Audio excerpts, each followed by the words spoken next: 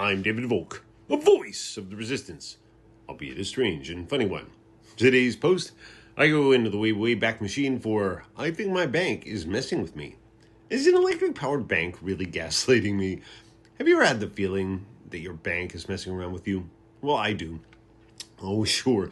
I admit I've got a bit of brain fog left over from my ongoing battle with COVID-19.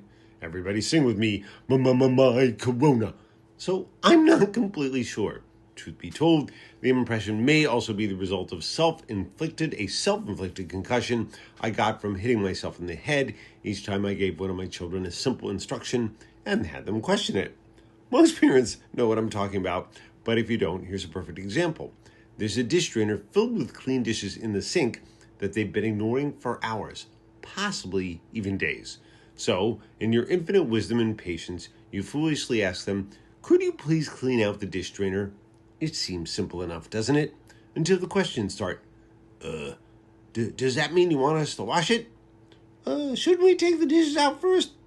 If we do that, should we just empty the dishes onto the counter or put them away?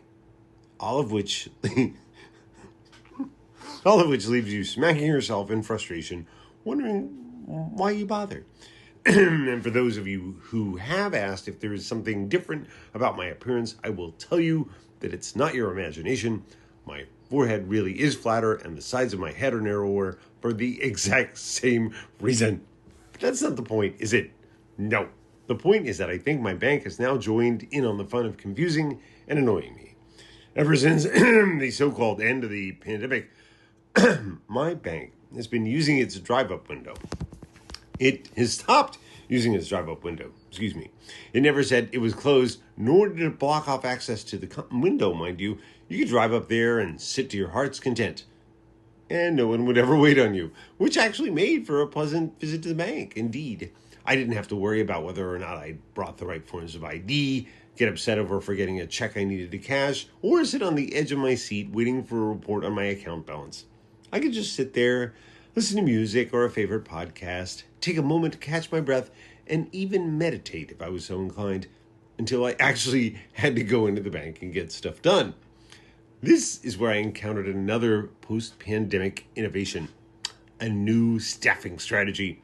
Instead of flooding the zone and making sure there are plenty of tellers to go around, my highly profitable international bank has decided to provide one teller for every 20 customers. This has led to really long waits. Really long waits. I mean, cell phone battery draining waits. Then, suddenly, there was a glimmer of hope. The bank put up a sign acknowledging that the drive-up window was gone, but something new was coming in its place. Woohoo! I was so excited, I just couldn't hide it. I was about to lose control and you get the picture. Fast forward a week later and the sign was still up, but there was the addition of this really big trash bag. That was quite some time ago. I assume that this was an ATM, but I'm not sure. Maybe it is, maybe it isn't. Maybe they're just protecting it from the elements even though it's designed to be outside and it's undercover. Maybe they're keeping it covered to provide an extra element of security so that I have to climb under the wrapping to use it and no one behind me can see me enter my security code. Or maybe it's just a big trash bag with a bunch of boxes underneath made to look like something when it really isn't, which, when you stop to think about it for a moment, is a bit like all banking right now, where bankers promise a lot, but actually deliver very little for everyone but themselves. And maybe, just maybe, this is an indication that COVID has finally knocked some sense into me, which could help explain why the back of my head is so flat. I've been David Volk, a voice of the resistance, albeit a strange and funny one.